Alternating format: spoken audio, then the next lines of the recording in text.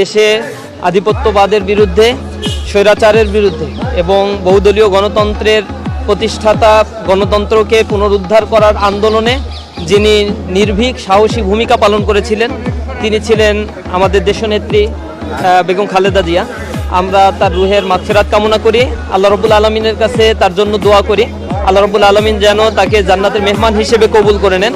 পাশাপাশি আমরা এখানে দেখা করেছি বিএনপির ভারপ্রাপ্ত চেয়ারম্যান জনাব তারেক রহমানের সাথে, তার সাথে বিভিন্ন বিষয়ে, দেশের সামগ্রিক বিষয়ে, ছাত্র রাজনীতির বিষয়গুলো নিয়ে আমরা আলোচনা করেছি।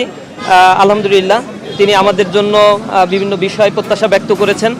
আমরা অত্যন্ত আনন্দিত, খুশি এবং দেশের স্বার্থে আমাদের বাংলাদেশের প্রশ্নে আমরা যেন সবসময় ঐক্যবদ্ধ হতে পারি, দেশের জন্য কাজ করতে পারি, সকল রাজনৈতিক দল মত নির্বিশেষে এই বাংলাদেশকে যেন আমরা ধারণ করতে পারি সেই আশাবাদী আমরা ব্যক্ত করেছি।